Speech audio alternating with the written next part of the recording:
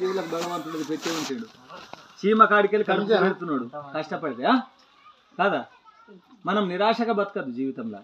మన ప్రాప్తంలో ఏది వచ్చినా దాని కష్టాలు వచ్చినా ఎన్ని బాధలు వచ్చినా ధైర్యంగా ఎదుర్కొనేది మనకు కావాలి. అది ఒక్కటి నేర్చుకోవాలా.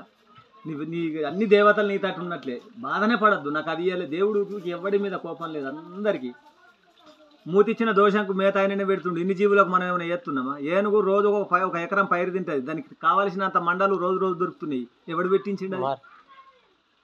కొన్ని వేల ఏనుగులు దొరుకుతున్నది. ఎన్ని ఉన్నది తింటున్నది. ఏ ప్రాణి రాత్రి అయితే అన్ని తిని పంటున్నాయి. ఒక్కటన్నా ఉరుతుంది. పిల్లగాడికి పాలియకు తెల్లందాక ఎంత దొరుకుతాడు? ఈకలు బొబ్బలు పెట్టాడు వాడు కదా. అంటే ఏడ్తలేడంటే వాడు పాలు దిగిండు అన్నట్టే కదా అర్థం. వాడు కడుపులో ఏదో పడ్డది అన్నట్టే కదా. అట్లాంటి ప్రాణులన్నీ రాత్రి ఏమన్నా అల్లరి చేస్తే ఎవరుతున్నాయి? ఆకలి ఉంటే ఏ ప్రాణి ఆగది. అంటే అన్ని జీవులు అంత ప్రశాంతంగా ఉంటున్నాయి ఆ సర్వేశ్వరుడు అనుగ్రహం వలన. మనకు ఎప్పుడు చూసినా ఏదో ఒక నిరాశ. నాకు దేవుడు అది ఇవ్వలే ఇది ఇవ్వలే అన్ని ఇచ్చిండు. ఏం తక్కలేదు. మనం ఆలోచిస్తలేము. ఆయన రుణం ఎప్పటికీ తీరిపోయింది భగవంతుడు. ఎన్ని మనకు ఆయన శాశ్వతమైన మనం రుణపడి ఉంటాం. భగవంతుడు మన కన్నిచ్చిన దానికి కంటికి రెప్పనిచ్చిండు. కంట్ల తుక్కుపడేది మన కన్నుకు తెలియదు కానీ ఆ రెప్ప చక్కన మూసుకుంటుంది. ఈ గచ్చి కొట్టినప్పుడు నువ్వు చూడు. రేపు వీడికి బాధ అవుతుందని ఎంత నియతితో సృష్టి చేసిండు భగవంతుడు నీ అవయవాలని.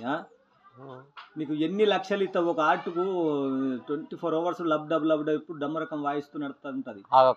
దానికి ఏం కడుతున్నావు? ఎంత ఫీజు ఇస్తావు నువ్వు? శ్వాస రోజు ఒక ఆరోగ్యం మంచిగా లేకపోతే కరోనా టైంలో రోజుకు ₹1,00,00,000 పెట్టిన వాళ్ళు ఉన్నారు ఆక్సిజన్ తో.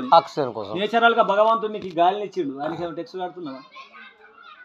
మనకు టైంకు అరనిచ్చి ఆకలిని ముట్టిస్తున్నాడు. రోజు అన్నం తింటే అరుగుతున్నది. పొద్దుగాల రాత్రికి పండుకుంటే తెలవుతున్నావు. మబ్బున నీకు ఏది గుర్తుండదు. మబ్బున కనెక్షన్ అయితేనే పొద్దుగాల మనకు తేలవదాలి. కానీ ఏమైనా పైసలు కట్టినామా? మబ్బున తేలవుతుంది. మళ్ళీ రాత్రికి పండుకుంటున్నావా? నిద్ర వస్తుంది ఎంత హాయిగా. మళ్ళా ఆ నిద్రకి ఏమైనా కడుతున్నావా? నిద్ర లేకపోతే మానవ జీవితం ఎట్లా బతమా? ఇవన్నీ ఎవరు చేసిర్రు? సృష్టికర్త పరమాత్ముడు. మనం పుట్టినాడు అన్ని చెడు. ఏది బాధపడేది లేదు. ప్రశాంతంగా బతకడానికి నేర్చుకోవాలి. ఫస్ట్ సుఖపడాలా. సుఖం అంటే మనశ్శాంతే సుఖం అవ్వ. ఆస్తులు ఉంటే ఎన్నడు సుఖం. వాళ్ళకి అది ఉన్నది వీళ్ళకి మనం అసలే అనుకోవద్దు. ఆయన కోటీశ్వరుడు. ఆయనకు రోజు గోలేసుకుంటే తింటుండు గోలేసుకుంటే అంటుండు. నువ్వు ఎట్లా కింద వన్నా మనకు చక్కగా నిద్ర వస్తుంది. నిద్ర కావాలా? కోట్లు కావాలా? నిద్ర ఆయనకు పెద్దది సక్కర ఫ్యాక్టరీ ఉన్నది. రోగం పడైంది. ఆ నిద్రకు కూడా గోలేసుకుంటారు వాళ్ళు. రాత్రి పొద్దుగాల గోలేసుకుంటే తింటుండు. పొద్దుకి గోలేసుకుంటే అంటుండు. లేకపోతే గోలేసుకోకపోతే ఆయనకు నిద్ర రాదు. అంటే సుఖం ఉన్నదా? లేదు. చెప్పు. ఆ నిద్రకు కూడా గోలేసిన చూడు జీవితం.